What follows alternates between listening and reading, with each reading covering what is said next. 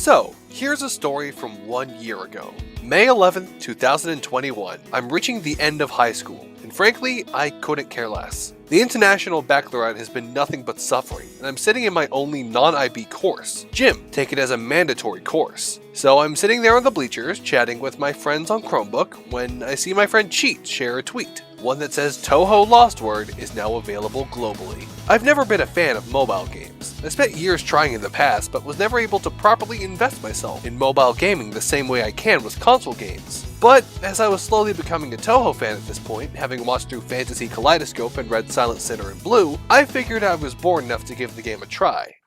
I got hooked.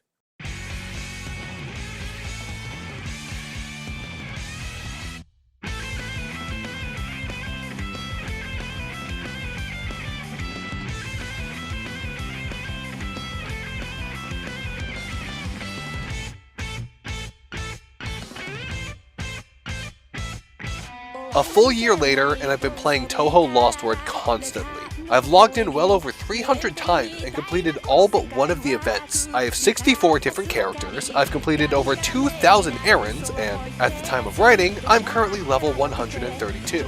Needless to say, I like this game. But what makes Touhou LostWord special? What makes Touhou special? What is a Touhou? I'm glad you asked, the most likely Sonic fan, because that's what my audience currently is. Sit back and allow me to introduce you to why Touhou LostWord means so much to me. Let me make one thing clear. Touhou Project is primarily a bullet hell series. It is not an anime, nor is it a gacha series. However, it does have a fan-made anime, which is how I got my first proper exposure to the series. Putting that aside for the moment, Touhou Project is a series of doujin shoot-'em-up games developed by one man who goes by the name of Zun. The games take place in a haunted dimension separate from the real world, known as Gensokyo, populated by beastly creatures known as yokai, who just so happen to take the form of various women. The series has been running for over 25 years, much of its success coming from its nature as a doujin series. Doujin projects in Japan have the advantage of being seen as derivatives and parodies, which means that fans of Touhou are able to make derivative content with an incredible amount of freedom. Zun himself has given fans rules on derivative content, which are extremely relaxed. This has allowed people to make doujin manga, fan games, fanime, among other derivative works, and profit from it all without risking legal action. Beyond that, fans are also allowed to develop their own depictions of the setting and characters in their derivative works, which means that if there's an aspect of the world or character that you don't like, in your derivative work you can change that. The last major reason is the characters, whether it be for their notorious abilities or for their recognizable designs. As for my own interest in the series, it started years ago with a little series called 1 Minute Melee. If you haven't seen it, 1 Minute Melee is a series where characters get to have a little fight lasting for exactly 1 minute. Dio vs. Sakuya was my first exposure to the Touhou series. Years later, I'd become integrated into a Discord server, where several of my newfound friends were strong Touhou fans, and slowly gained more awareness of the series. My proper integration happened on July 5th, 2020, where I watched the first episode of Fantasy Kaleidoscope, the aforementioned Touhou anime. From there, I integrated myself in sporadic bits of Touhou, reading Silent Sinner and Blue, browsing the wikis, looking through Nitrucious animations, and trying my hand at a bit of Touhou writing. But it was May that I was able to crack open Touhou LostWord, and finally enjoy the pure Touhou experience for the first time. You know, purest I can get without playing the bullet hells, which I'm not doing, because I am bad at bullet hells. So, now that you know what Touhou is, that begs the question.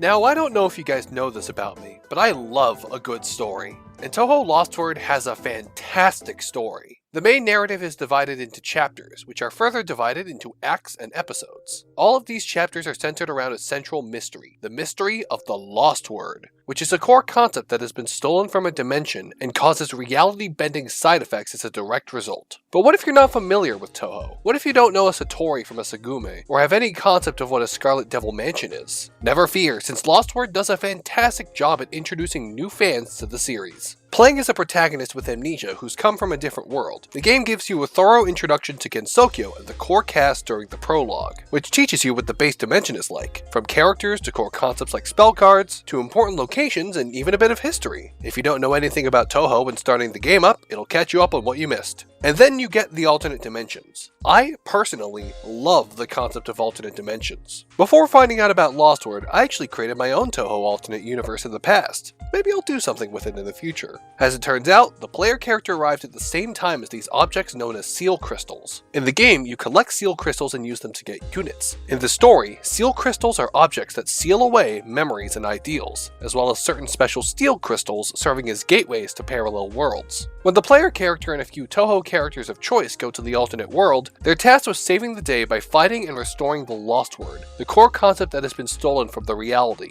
bringing it to the brink of destruction. This is only one of the 3 stories present in LostWord. Depending on the time of year, events take place alongside the main story, where the player character gets to go on smaller, more lighthearted adventures. These events are great little character pieces that introduce characters to more of the cast, often playing on elements of Japanese culture to serve as vessels for character development. At the time of writing, there's been 13 total events based in the main universe, with the 14th following up on the second chapter of the main plot. I've cleared all of them, except for the Springtime Cheerleader event they decided to host in early December? That was weird. And then there's Touhou LostWord. Lordy, I don't even know how to start to describe this one. Just know that it's an emotional roller coaster, seemingly separate from the main plot. If you do decide to experience it, be prepared for a legitimate challenge, both for your gaming skills and for your mental facilities. But if you don't get it at first, don't feel bad.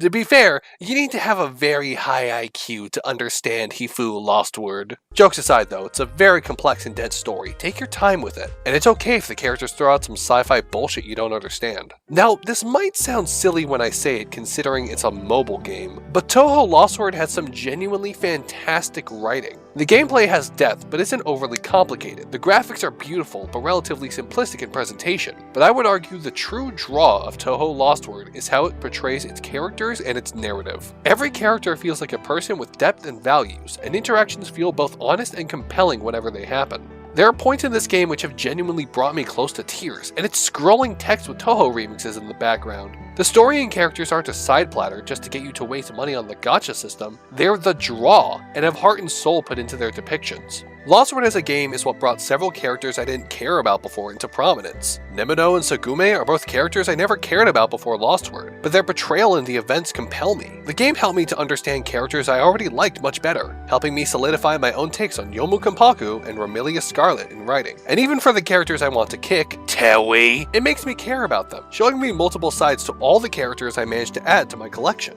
So yeah, what do I like about Touhou LostWord? I love how it portrays its characters, its world, and the twists on them. I love the subtle nuances of the dialogue, and the emotions that the characters are allowed to show. I love the delve into the darkness inherent to Touhou, while also keeping a focus on the light. I love the story. But LostWord is a game too. Should probably talk about how it plays, huh?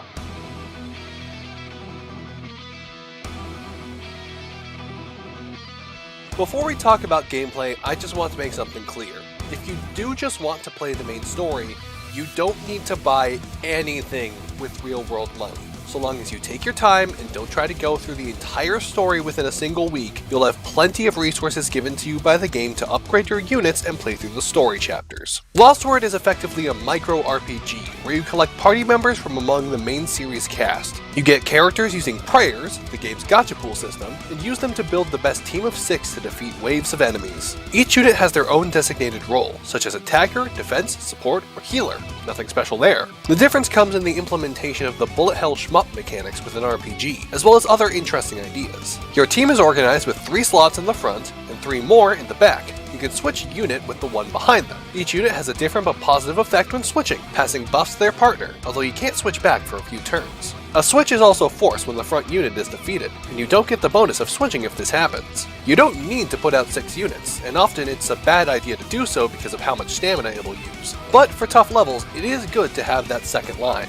In the main series bullet hell games, the player character has a spread and focus shot, and a bomb, their spell card. In LostWord, spread and focus shots are essentially the regular unit's attacks, and spell cards are their special attacks. It works with the spirit power system, also borrowed from the main series. Landing hits on an enemy will give your attacking unit more spirit power, with a passive buff and debuff to attack power, depending on how much spirit power the unit has. Spread shots give more spirit power, while focus shots focus on raw damage. With the click of a button, at the cost of the unit's spirit power, the unit will become stronger for that turn. The more spirit power the unit uses, they will shoot more bullets and deal more damage. There's also an element system, based on the 3 lights, sun, moon, and star, and the 5 Chinese elements: fire, water, earth, metal, and wood. Each unit, both yours and enemy, has elemental strengths and weaknesses. Elemental weaknesses tie in with the barrier system. It works similar to the spirit power system, but it uses barriers instead. Every time you click the button, the character will avoid all damage from a single attack, with an upper limit of 3 attacks per turn. However,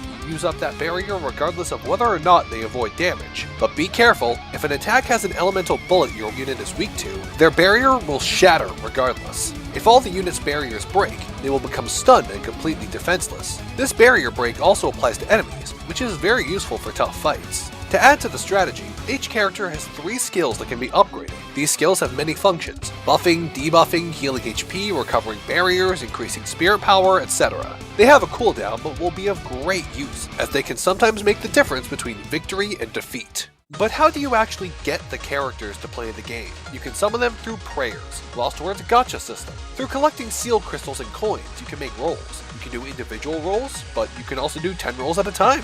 Every roll you make gives you an exchange point if you roll on a banner. Because of RNG, you can roll many times and not get the featured units, especially because units can be General, Festival, and Ultra Festival. General units are added to the General Prayer Pool at some point, Festival units are not added after their banner and require more exchange points than the General units to get, and Ultra Festival units require a lot more exchange points to get, alongside requiring rarer resources to grow. Exchange points solve this issue in theory, since you'll need to save up on both coins and sealed crystals in order to get enough exchange points to guarantee a unit. Oh, but if you're willing to spend money on microtransactions, you can use God Cubes to roll instead. Do not use God Cubes for prayers. If you don't get a character, then what do you get? That would be a story card. These are little art pieces that come with their own unique effects, triggered when a character uses their spell card. You can combine story cards together to make them stronger, as well as unlocking new tidbits of information about the series and storyline through the card's description. When you actually get a character, you're at the beginning of their journey. Characters in LostWord start off weak, but can be enhanced in order to become stronger units. Drop them in the school to level them up and improve your bond with the unit. Put them in the dojo to train up their skills. Upgrade a unit with items in order to unlock those skills. Limit break them with duplicates and paper dolls to unlock more spell cards. Awaken them with tokens for a general power-up, and use the various types of wood to max out their stats. Certain characters even have a fantasy rebirth, allowing you to make them much stronger by effectively putting the unit through New Game Plus. And if you rebirth a unit,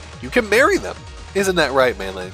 Fantasy Rebirth costumes are only one type of costume, as LostWord has a plethora of looks you can give to the characters. With God Cubes, you can purchase unique looks for characters in the store, some of which give temporary bonuses depending on which event is ongoing. My personal favorite has to be Vermilia Scarlet's grand opening hostess outfit, rivaled only by Sine Kochia's nighttime breath of fresh air. Now this is all super cool and everything, right? You know what isn't cool? The one thing I would consider legitimately bad about LostWord?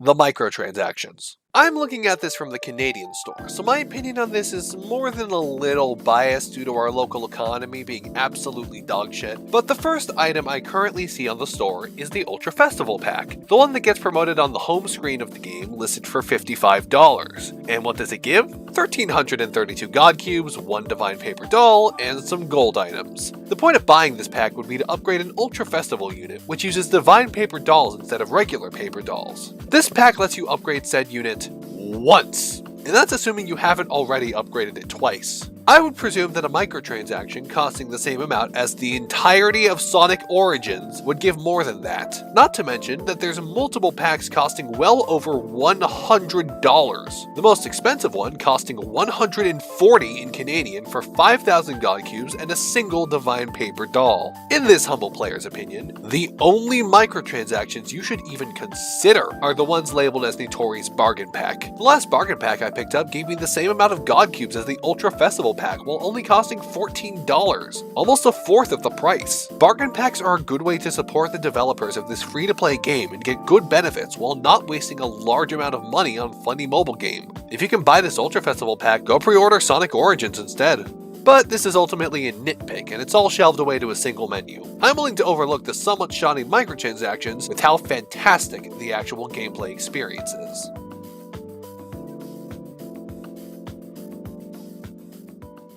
If there's one core idea I have to frame Touhou LostWord under, it's this. Touhou LostWord is an accessible and easily approachable game that serves as a fantastic introduction to the Touhou series, with a great story and simple gameplay to accompany it. Like I said before, I've never been good with mobile games, or daily games. I tend to check in for a few days, miss a day or two, and then just stop playing. But LostWord has managed to really hook me by not demanding much. It just asks me to stop in, put my phone to the side for a few minutes while my characters complete their daily missions, and asks me if I want to play more. Sometimes I do, and I get invested for hours. But sometimes I just want to clock in my dailies and go back to whatever's on my brain for the day, and LostWord says that's okay. Combine that with a story that engrosses me, characters I adore, and an experience that's kept me coming back for an entire year? Well, it's no surprise that I enjoy Touhou LostWord as much as I do. Just before we end, I'd like to give a special shout out to my friend Cheat, who helped to co-write this video and was the one responsible for me playing LostWord in the first place. Thanks for watching this video, and I'll see you all in the next one. Bye bye!